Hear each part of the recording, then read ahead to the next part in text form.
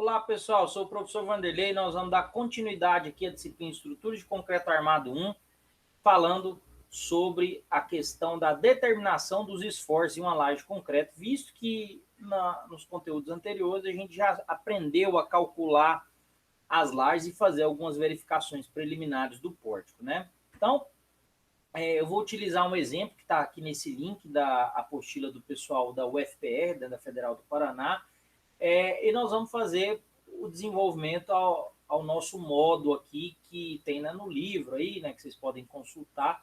Então, dada essa planta de forma, né, já no seu esquema unifilar, a gente quer determinar os esforços internos, a flecha e fazer as verificações iniciais para essa laje aí, tá bom? Para esse exemplo, nós vamos considerar que a carga total atuante na nossa estrutura seja de 4,05 kN por metro quadrado. Essa carga já foi até calculada, né? Exemplos de cálculo dessa carga já foram até feitos em outros exercícios, tá bom? Já considera, inclusive, o peso próprio do elemento, tá?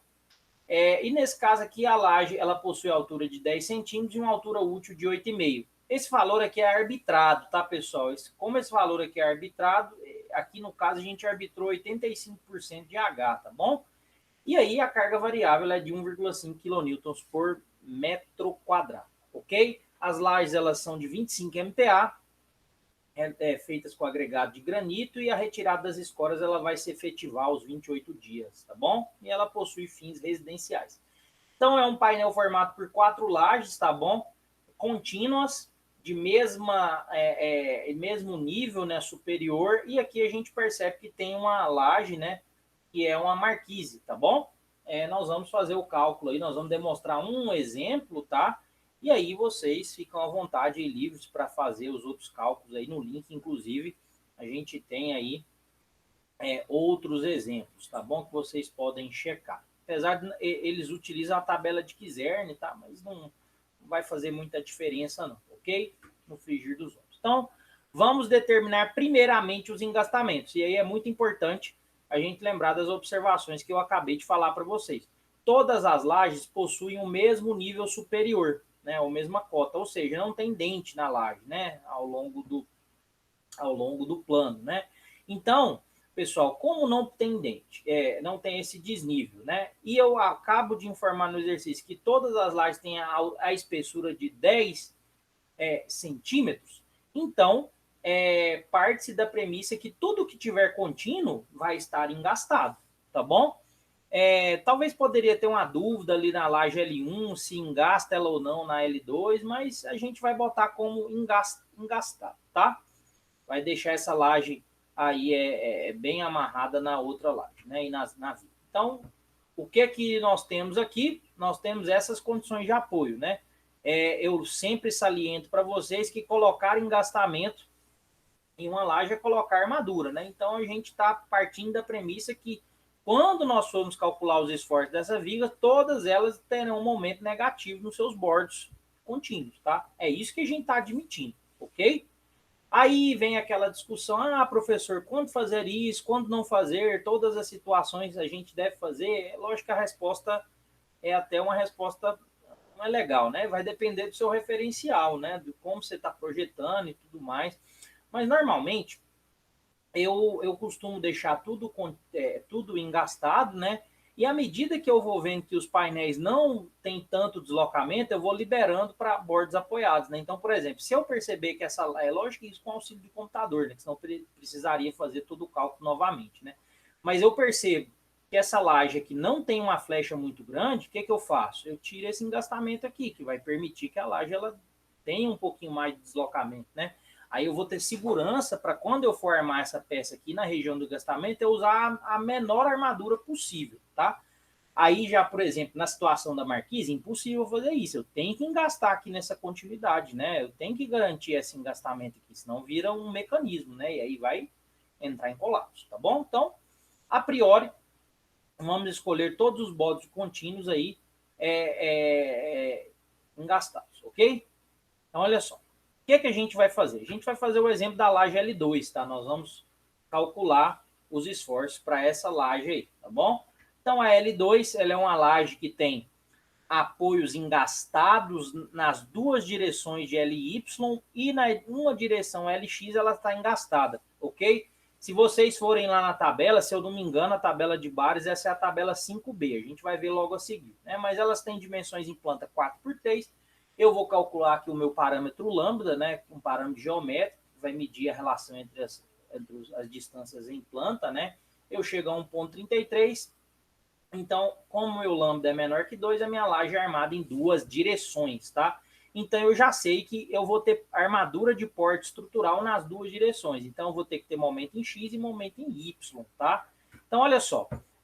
Como eu disse, a laje 5B, eu vou pegar a tabela de bares lá e vou procurar, né? 1,33 está entre 1,30 e 1,35, né? Está nessa região aqui que eu estou marcando. O que eu posso fazer? Eu tenho duas opções aqui. Eu escolho o modelo e vou estabelecer a faixa, né, para determinar os meus coeficientes para cálculo do momento, e eu posso interpolar. Essa é a maneira mais precisa, né?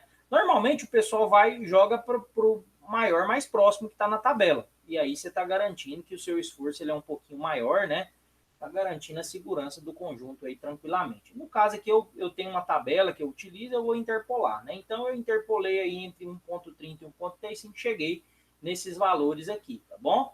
E a partir desses valores aqui eu vou determinar os meus momentos, né? E aí é bem simples, é a aplicação de fórmula, não tem segredo, né? Coeficiente PLX ao quadrado sobre 100. Professor, se eu estiver calculando um momento na direção Y, mudo isso aqui para Y? Jamais. A dedução da tabela de bares ela é em função do menor vão. Então, sempre LX, tá bom, pessoal? Carga total, aqui carga o quê, pessoal? Depende do jeito que você vai fazer. Eu sempre gosto de fazer esforços separados. Lá na frente eu combino. A análise é linear, não vai mudar. Então, eu sempre faço separado, permanente e variável, que é o que eu fiz aqui. Então, primeiro eu vou adotar o P permanente, Lx igual a 3. Eu calculo esse fator aqui da continha, tá? E a partir desse fator aqui, eu chego aqui nos meus momentos, né? Momento positivo e momento negativo. Lembrando do que eu falei lá na aula teórica, né? Tudo que tiver linha aqui, no caso, vai ser negativo para avaliação dos esforços na laje, né? Então, aqui, pessoal, tem que lembrar também, né? Todo esforço de momento ou cisalhamento que você tirar de laje é sempre por metro, tá? Porque é uma distribuição por faixa. Lembre sempre-se disso. Para a laje armada em duas direções, tá? E uma direção também. Então, olha só. Calculo também o MY, né? Jogo aqui os fatores e acho, então, o meu diagrama de momentos em quilonewton metro por metro. Aí, lembrando, pessoal, a laje, a gente vai tentar fazer alguma coisa parecida com o que você faz de diagrama de viga, né? Então, eu vou mostrar duas representações aqui, bastante comuns, e vou falar qual que é a... Eu coloquei as duas e vou falar qual que é a mais utilizada. A primeira é essa aqui, que é a mais utilizada, né? Então, estabeleço as direções e escrevo o momento que atua nas duas direções aqui. 1,26, 0,58, 2,79, 2,79 e 2,10. Tem muita gente que costuma pegar esse momento negativo aqui e dividir por 2, né? Não, pessoal, é o momento por bordo mesmo, tá? Não divida por 2, ok?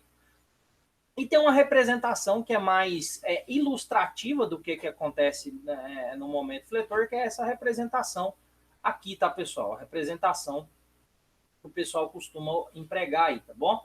Essa representação aqui é uma representação parecida com o que acontece na viga, né? Você desenha mesmo o diagrama de momento fletor, só que usando retas aqui, né?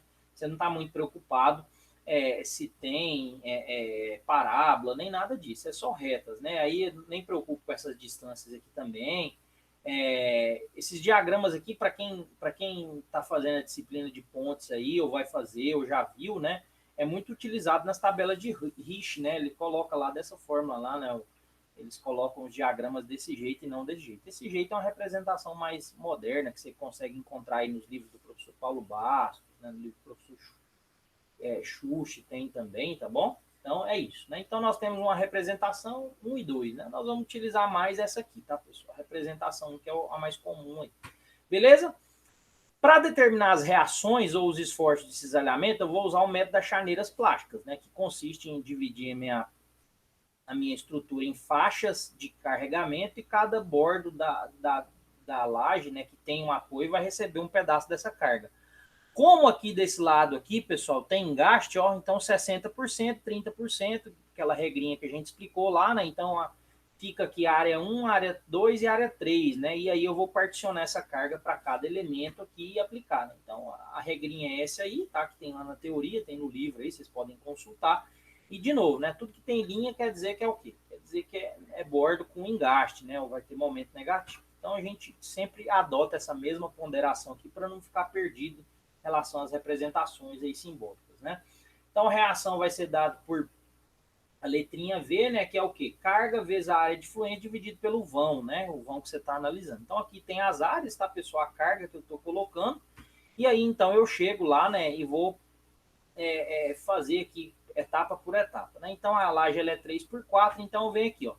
Carga que vai nessa viga aqui, ó. Nessa viga, rosinha aqui, né? VA2, né? Ela é 405, né? 1,30 dividido por 3. Carga, né? Aqui aqui já a área, né? E o vão, tá bom? Chego nesse valor aqui de carregamento distribuído, porque a laje ela descarrega na viga uma carga distribuída, né? Vou fazer aqui para a área 3, né? Que eu estou colocando aqui, carga de 304 kN por metro. E vou fazer aqui para a área laranja, tá? Achando a carga que vai naquele bordo ali da área 1, tá bom? Então, com essa determinação aqui, você pode fazer isso com AutoCAD, fazer a área do trapézio, não tem problema. Chegando na área, né, que é o que a gente quer, é o mais interessante. Então, determinados esses carregamentos aí, a gente monta, né, o que vai acontecer aqui na reação das lajes. Aqui não ficou legal, tá, pessoal? Vocês vão ver o desenho completo aí, vai ficar mais interessante vocês entenderem. Então, a gente vai apresentar a representação 1, né? Então, desenho a laje e coloco os carregamentos à medida que eu estou colocando aqui, né? Esses valores. Aqui, se eu não me engano, a área 1, né? Aqui, deixa eu voltar aqui, a área 2 lá em cima, né? Área 2 e área 3, tá bom? Então, aqui são os carregamentos. Lembrando que esse diagrama aqui é quilonewton por metro. Lembrando, tá, pessoal, que eu fiz isso aqui tudo para carga permanente. Aí eu vou repetir todo o processo para carga variável, eu chego nessa tabelinha aqui, né, que é uma tabela de reações para carga permanente e carga variável. Pode fazer isso para o momento também, né, e tudo mais. De posse, então, desses valores aí, de flexão, de cisalhamento, a gente vai começar as verificações. E a primeira verificação que eu faço com vocês aqui, se eu não me engano, foi a que eu pedi no exercício. Eu pedi a 1, eu acho que eu faço a flecha no outro, né? Mas, enfim. Aqui a gente vai fazer a verificação do cisalhamento. Então, a verificação do cisalhamento é bem tranquila, tá, pessoal? Não tem muito segredo. Então, eu vou achar os cortantes de cálculo para cada uma das direções, tá vendo? Basta o quê? Multiplicar o valor da reação pelo gama, né? Como a gente está fazendo um LU combinação última normal, o que a gente vai fazer? Multiplicar por 1,4, igual a gente viu lá no nosso exemplo, né? Aqui parcela permanente, aqui parcela acidental, tá bom? Acidental não, variável, né? Acidental não se fala mais, né? Só para norma antiga. Então, com isso aí, nós determinamos o valor dos cisalhamentos e a gente percebe que a pior situação, ó, a situação preponderante aqui é 10,22 kN por metro. Então, ela vai ser a nossa referência de cálculo e de verificação. Se passar para ela, passa para todas as outras, né? Então, para checar previamente o cisalhamento, precisamos determinar uma armadura que chega no apoio, né? E eu relembro aquilo que eu falei lá na teoria, né? Você não sabe a armadura que está no apoio, você não calculou ainda, você não detalhou, então a gente vai adotar a armadura mínima, que é a mínima que tem que existir. Então, se passa com a armadura mínima, vai passar com a condição que você detalhar. Então, a armadura mínima é calculada aqui, né? A S-min, ρ vezes AC, tá? Área bruta de concreto, taxa de armadura, área de aço, né? Isso aqui vem daquela fórmula lá, né? Rho é o AS, né? AS sobre AC, né? Então, eu só fiz a fórmula aqui, só reescrevi ela. Mas, basicamente, o que eu estou fazendo aqui, pessoal, é um método simplificado, tá? Existe uma maneira mais rigorosa de se calcular a área de aço, a gente vai falar disso na hora que estiver falando de detalhamento das seções. Então, aqui está a minha seção transversal, ela é 100 por 10, né? Então, lembrando que o nosso dimensionamento da laje maciça é por faixa, tá? Se fosse nervura, era por nervura, né? No caso, laje maciça é por faixa, então faixa de 1 metro, né? Então, faço isso, determina a minha área, né? Lá na norma tem uma tabelinha que nos ajuda, né, a fazer essa fórmula simplificada aqui. Como o meu concreto ele está nessa região aqui, né? Ele é uma peça, se eu não me engano, aqui está entre 20 e 30 aqui. Eu vou adotar, e é uma seção retangular, eu vou adotar a taxa mecânica aí de o mínimo de que? 0,15%. Então, basta eu jogar aqui, né? Chega a um total de 1,5 centímetros por metro quadrado de armadura. Lembrando que a área de aço é por faixa, tá bom? Pessoal, sempre vou ficar falando isso para vocês gravarem. Então, olha só. Pega a equação que tem lá no livro, lá, né, a equação completa da verificação de cisalhamento, que qual que é a condição do estado limite último que eu tenho que respeitar, a equação de estado limite que eu tenho que seguir. O cortante de cálculo tem que ser menor ou igual ao cortante resistente para laje sem armadura. Aí, quando a gente fala sem armadura, pessoal, não é armadura longitudinal, é armadura de cisalhamento, tá? Essa laje não tem armadura de cisalhamento. Por isso que já é a verificação que a gente faz. A gente elimina a parcela que é da proteção, que eu já falei para vocês, tem lá escrito no livro explicando, nessa parcela que é igual a zero, porque a gente não tem carga de proteção. Então, isso aqui vai ser eliminado, né? Então, a gente calcula aí, né, a tensão resistente, né, 25% do FCTD, né, então a gente chega nesse valor aqui, basta aplicar essas formulazinhas, né, 0,25 do FCTK-INF, né, dividido pelo coeficiente gama C 1,4, tá? Então isso aqui é o FCTD, tá, pessoal? Lá no capítulo 1 vocês têm essas formulazinhas aí, é bem tranquilo de conseguir encontrar, tá bom? Então, feito isso, nós temos aqui que calcular uma taxa uma taxa, né, de armadura pela seção, né? A gente, como determinou a armadura mínima, toma cuidado, tá, pessoal? Muita gente vem aqui e coloca H, aqui não é H, tá? Essa fórmula aqui é vezes D, altura útil, tá? Então, vocês vão ver que a taxa, ela aumenta um pouquinho, né? Não vai voltar no 0,15% lá que você viu, né? Vai para 0,18, né? Então, isso tem que ser menor que 2, ou seja, ele só admite que você considere até 0,02 aí, né, de taxa mecânica de armadura chegando até os apoios, né? Como a gente sabe que o nosso detalhamento vai ser o mais padrão possível, né, apesar de não ter detalhado, a gente vai tentar usar ele, então a gente vai garantir, né, lá no nosso detalhamento que 100% da armadura chegue no apoio. A famosa armadura corrida, né? Então eu vou colocar aqui todas as armaduras que vão ser distribuídas em função das direções, elas vão chegar no apoio, tá bom? Então, se a armadura é corrida e chega até o apoio, o elemento tem uma barra longitudinal penetrando aquele apoio lá, eu vou usar esse fator K aqui, né? Que é módulo de 1,6 menos D, onde D é a altura útil. Desculpa. Então, eu chego no valor de 1,52 aqui, esse valor de K sempre tem que ser maior do que 1 e substituo na fórmula do VRD1, né? Ou seja, a minha laje, pessoal, sem armadura de cisalhamento, ela suporta até 52,46 kN por metro, tá bom? O nosso cortante calculado é 10,22, já na situação de cálculo, tá bom? Então, a gente afirma que a nossa laje, ela está ok, beleza? Então, a nossa laje, ela passa na verificação de cisalhamento. Agora, nós vamos avaliar a flecha, né? E, de fato, a flecha ficou nesse exercício aqui. Para se calcular a flecha, a primeira coisa que eu vou fazer é fazer uso de tabelas, igual eu fiz lá no momento fletor. Então, vou escolher lá na tabela de flecha, que está no anexo do livro aí, qual que é o meu modelo, no caso é o modelo 5B, e vou delimitar aqui o fator alfa, né? E aí vou interpolar da mesma maneira, ou escolher o maior, à medida que vocês acham ficarem mais seguros, né? Mas se for para escolher um dos dois, o mais simples, pode arredondar para cima que não tem problema, o fator alfa. Então eu peguei aqui e fiz aí uma interpolação, né? Para quem tem alguma dificuldade na interpolação, tá aqui um sitezinho que já faz a interpolação automática, né? Só joga os intervalos aí que você quer e o valor que você deseja, ele vai fazer a interpolação linear lá, tá bom?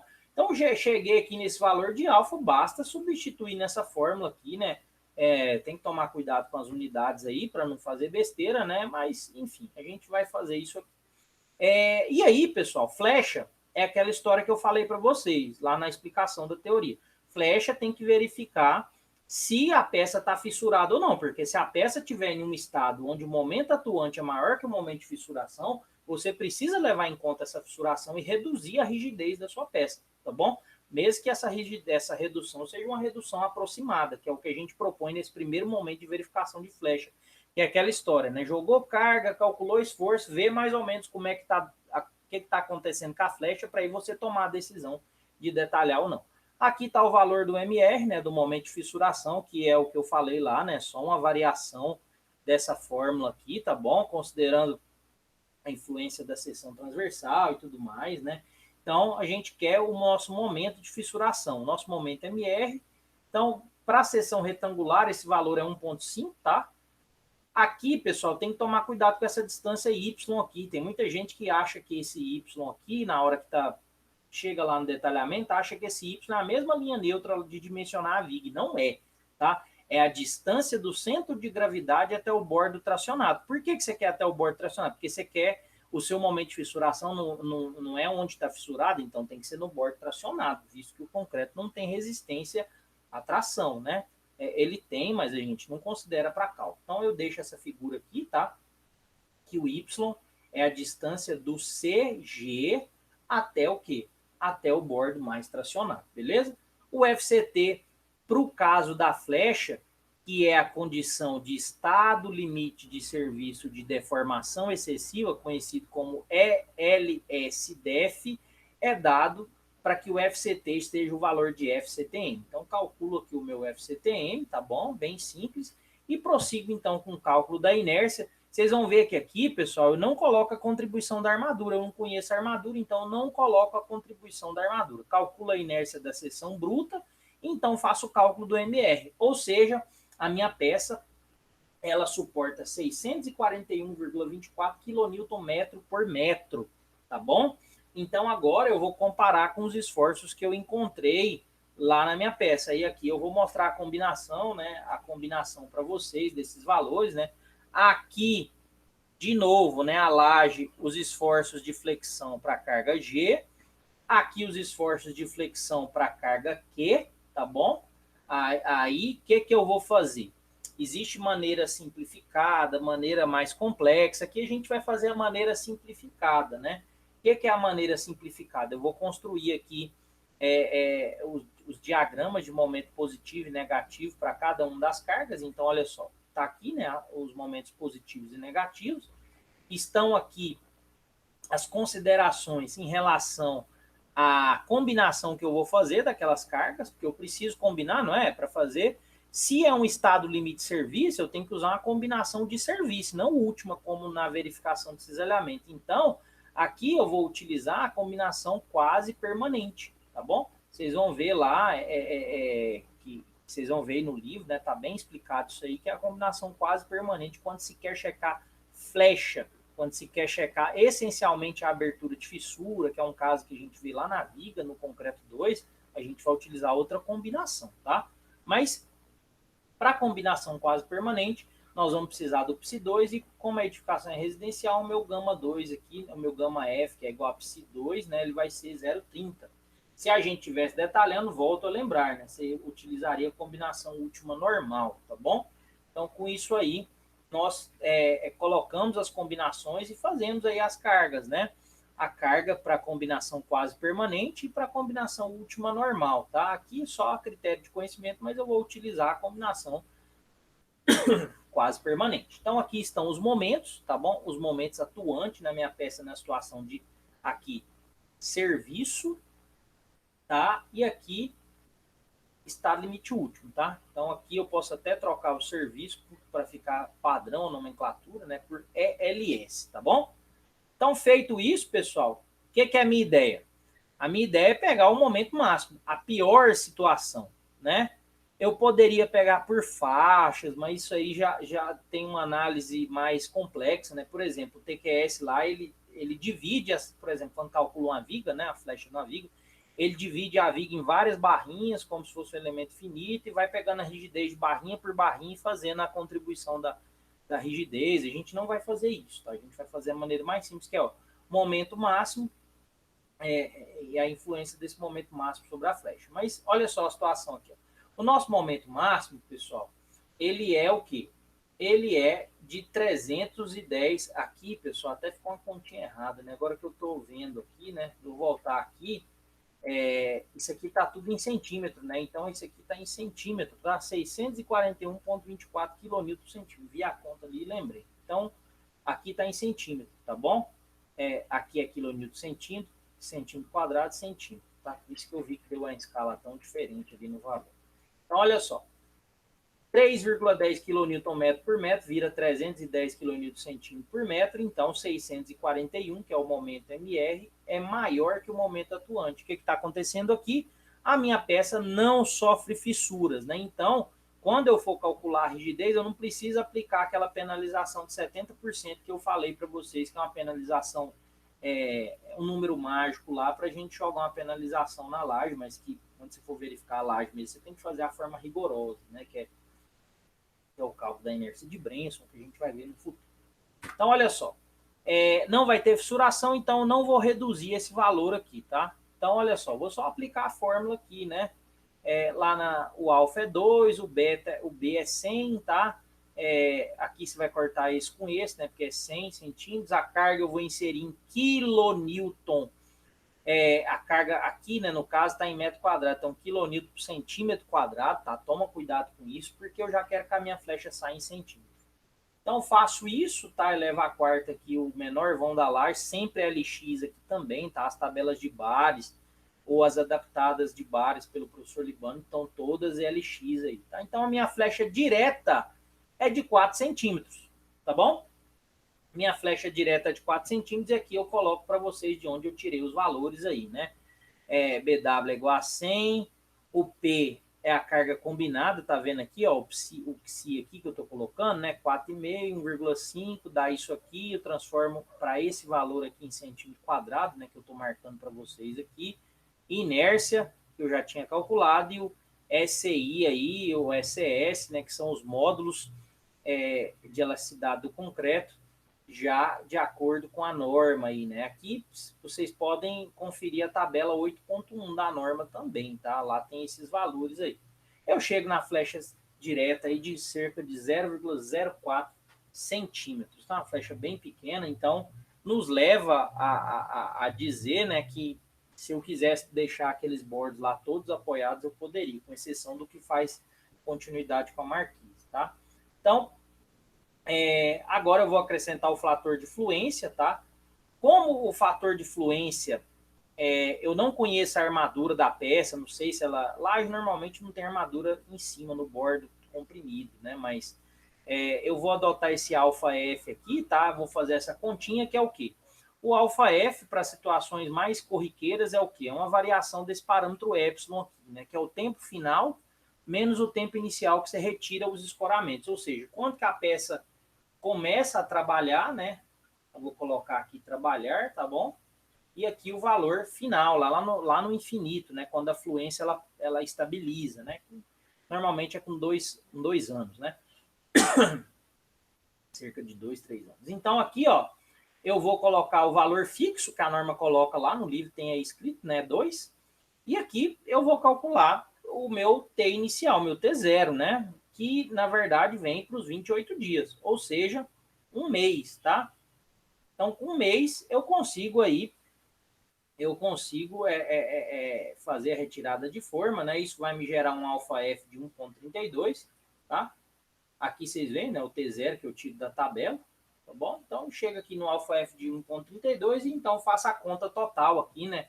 Resultando em uma flecha total de 0,0928 centímetros, tá? Ou seja, a minha peça aqui ela tem essa flecha total, já considerando, aqui eu vou escrever, né?